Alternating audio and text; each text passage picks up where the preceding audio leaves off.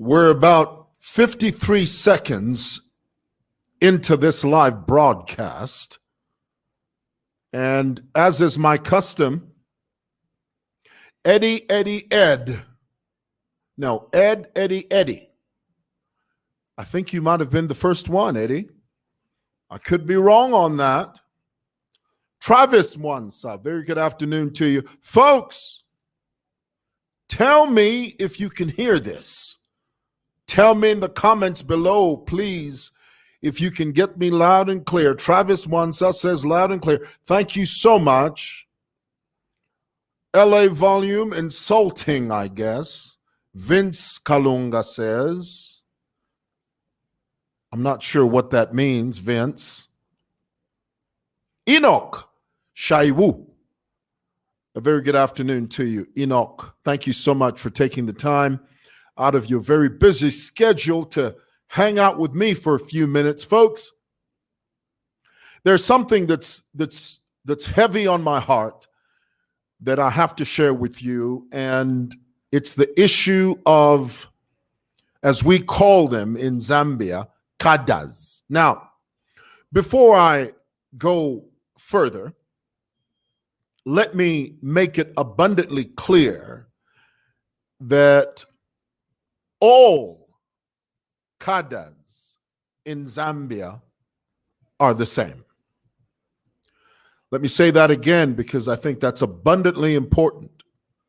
Every single solitary Cadre in Zambia, irrespective of which political party they are affiliated with, regardless of who they're connected with, regardless of who they cheer, every single solitary Cadre in Zambia is exactly the same. Now, some of you may ask the question, well, what do you mean, Bamwewa? What do you mean they are the same? All Cadres are the same. Now, it's very important for us to define what a Cadre is. You will be interested to know that there are three different pronunciations of the word Cadre, but there are two distinct definitions of the word Cadre. There's the textbook definition, and then there's the Zambian definition. Let's first of all begin with what a Cadre is, okay? Because I remember my father years ago, my dad used to say that if you do not know what a thing is, then you don't know what you're talking about. You have to first of all define a thing before you can know what you're talking about. If I don't know what a car is, how in the HE double hockey sticks am I going to begin to talk about a car? I don't know what it is. If I don't know what a plane is, I've never seen one, I've never heard of it, I just know the name plane. How will I know what it is when I see it?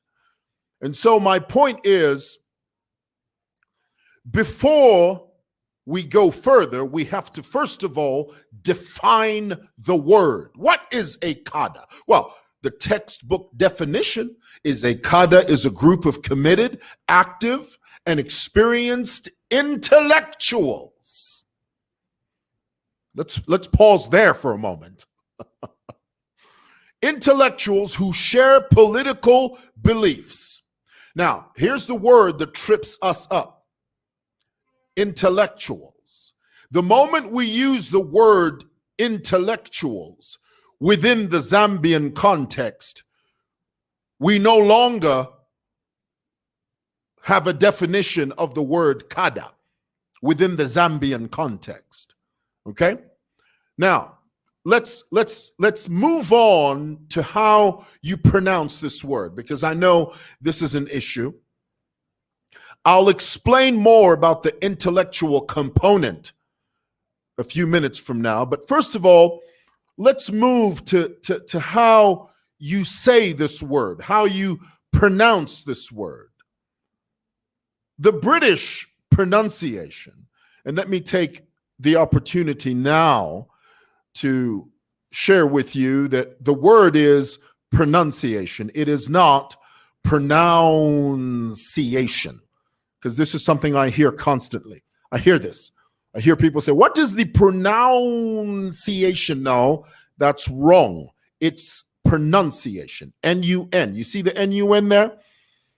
The British pronunciation is cadre. That's how the British say it. Cadre. The American pronunciation is cadre. It's got an emphasis, an E sounding emphasis at the end. Cadre. Now, the Zambian pronunciation, and I'm not saying that it's wrong, I'm just saying we say it differently. And the reason we say it differently is because we as Zambians have our own definition of the word kada. In Zambia, the Zambian pronunciation is kada. Kada is different from cadre or cadre. Remember I said that a cadre or a cadre is a group. It's not just one person. You can't have one kada as a person. It's a group of people. A cadre is a group of people, committed, active, and experienced intellectuals who share political beliefs and views and concepts. A group of people. But in Zambia, and I'm not saying it's wrong, we just say it differently. We say it differently because we have our own definition of the word kada. A kada in Zambia is someone that is not a loyalist. I want that to sink in. Remember, I said initially that all kadas in Zambia are the same. A kada, by nature and by definition, is not a loyalist. A Zambian kada can move from one group to the next and one group to the other, from one group to the one down the street, from one group to the one up the river. The only motivating factor within the Zambian context for a Zambian kada is money. Chapa, Umuzulu. I want to pause for a moment and let that sink in. The only motivating factor that a Zambian kada has is money. As long as you put money on the table, the kada will be loyal to you as long as the money flows. The moment the money stops flowing, then his loyalty or her loyalty to you does the same. It stops flowing. Therein lies the difference. Therein lies the conundrum. Therein lies the juxtaposition. So, whenever you think to yourself, what is the difference between a Zambian kada, spelled this way, K-D-A-H, K-A-D-A-H. What is the difference between a kada and a cadre? A cadre is a group of people, intellectuals that share political views. But a Zambian kada is one that does what he does for self-aggrandizement. They do it for money, nothing else. Whenever a kada regardless of who they are. Whether they're green, blue, purple, yellow, pink, money is the only thing that motivates them. And this is why you have people on social media, you know who I'm talking about. There are many of them like him. They'll get on Facebook. They will say anything as long as the money flows. If the money comes from this group, they'll take it. And then they're vuvuzela. If the money comes from this group, they'll take it. And they're vuvuzela. There is no loyalty when it comes to the Zambian Cadre. The only loyalty is money. That's it. And so to answer the question, because I know I've spent lots of time with cadres. I've never really spent time with cadres because I've never come across cadres. I've never come across a group of intellectuals, political intellectuals that pontificate and debate issues based on their principles and what they truly believe. I've never come across those within the Zambian context, but I come across many cadres who do what they do for self-aggrandizement. And what I've noticed, and many of you will agree with this, what I've noticed is that it doesn't matter who you're talking to. They are all the same. Every one of them. They're all the same. Now, to answer the question, what is the actual role of the Zambian Cadre? I have an answer for that because I've seen it. I've seen this firsthand. I've seen this.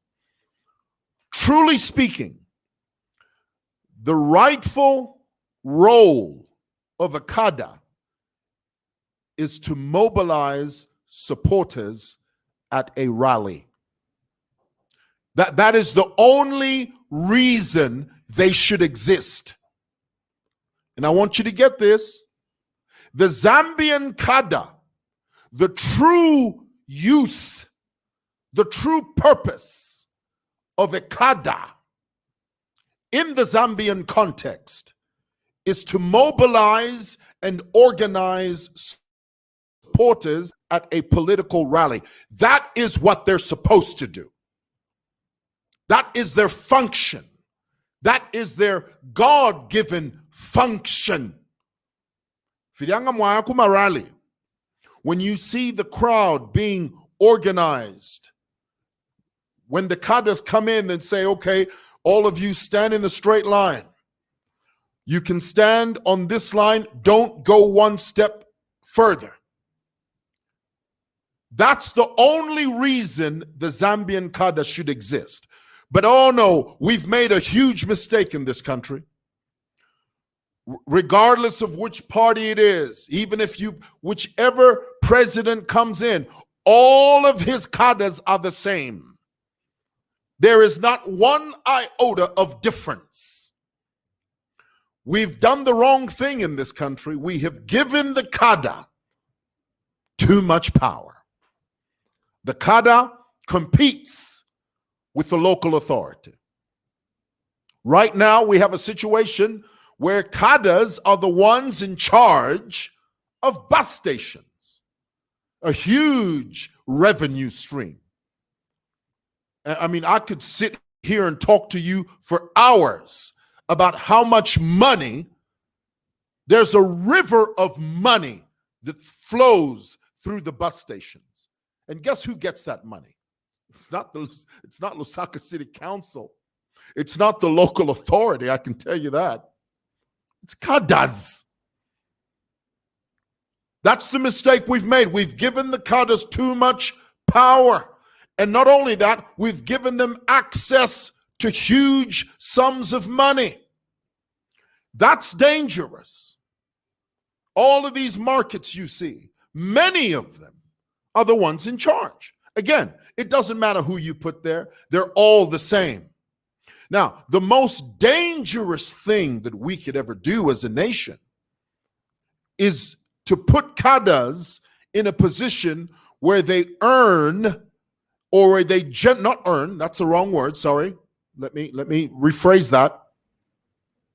Let me pause for a moment and rephrase that. The mistake we've made as a country is that we've placed cadres in a position where they generate, albeit illegally, they generate a huge stream of income. And one day, that's going to come back to bite us in the behind. Because one day, there's nothing more dangerous than a cadre with huge sums of money. Because there are two areas that most cadres go into. Once you give them access, once they discover a huge revenue stream, guns and drugs. Guns and drugs. That's where we're headed. And again, I have to emphasize, regardless of who you put there, they're all the same. They all go into the same type of crime, guns and drugs. So, let's not lose sight of the fact that cadres do have a purpose, but they're not fulfilling that purpose. The only purpose of a cadre, and I have to say it again, the only purpose of a cadre is to mobilize and to neatly organize supporters at a political rally. That's what a cadre is supposed to be within the Zambian context. In other countries, a cadre is an intellectual who debates intellectually about their political beliefs. You ask a Zambian cadre, pontificate, tell me about your party's political beliefs. He won't even know where to begin. All he's interested in is how much money am I going to siphon from the system for self-aggrandizement. That's the bottom line. And it breaks my heart. It really does. Okay, so let's not get it twisted. That is the role of a cadre, is to organize people at a rally. The moment you give them more than that, they become a dangerous gang. Dangerous. Okay, 20 minutes. Let me read some of your comments.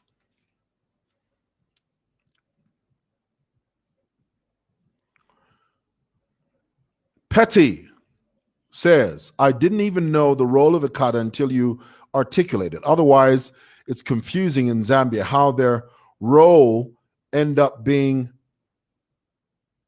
what? Capsized. Okay.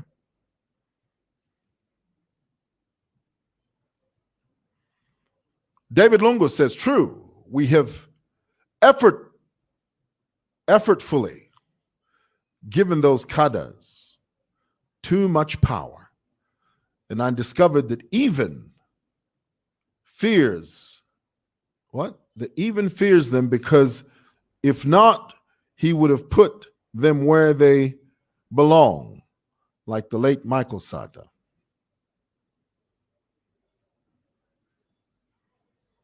Someone says our leaders don't care about our future.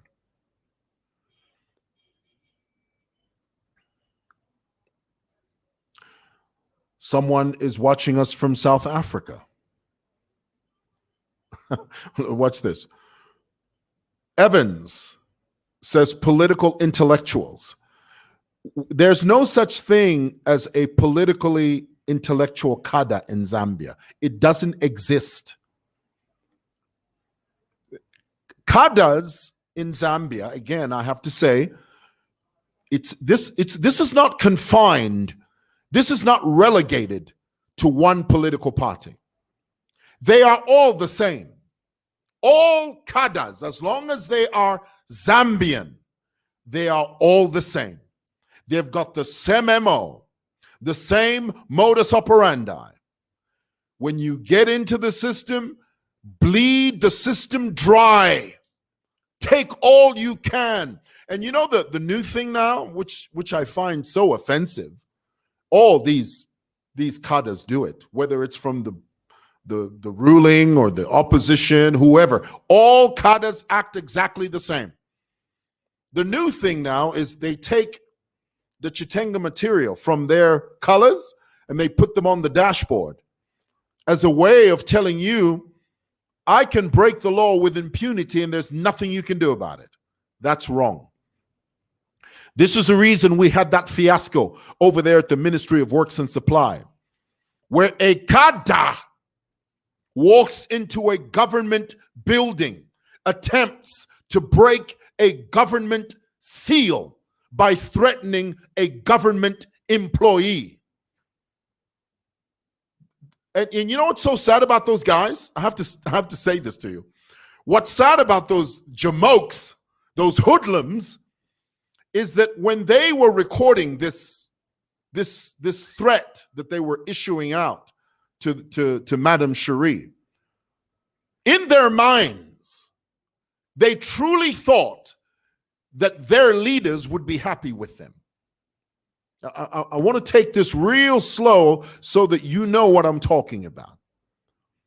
Those young men that have been arrested, and thank God they've been arrested. And let me take this opportunity to thank Bakampyongo, to thank Bakanganja, to thank the Ministry of Works and Supply, to make sure that to thank you for making sure that you've swung into action, because you've heard the people cry and you responded. Thank you for that. What's amazing to me is that those jamokes, those hoodlums that stormed the Ministry of Works and Supply offices, in their minds, in their own deranged, demented minds, they really thought that stunt they pulled, they thought that their leaders would cheer them on in their minds. But they don't know that the rest of the country and their leaders as well are not pleased with that. We've thrown them under the bus where they belong. And that has sent a very strong message. Very strong message. Very strong message. Don't act a fool when you're out there. Do the right thing. Don't act crazy. Don't think that you can take the law into your own hands, wander into a government complex and do whatever the heck you want. I explained to you yesterday that if those boys were not arrested, we can sit in our comfortable air-conditioned offices. And if we do not bring those boys to book, it happened to Madame Cherie yesterday. But if those boys were not arrested, it was going to happen to you. So it's a good thing that they were arrested. That sent a very strong message. All right, let me read a couple of more of your comments and I'm done.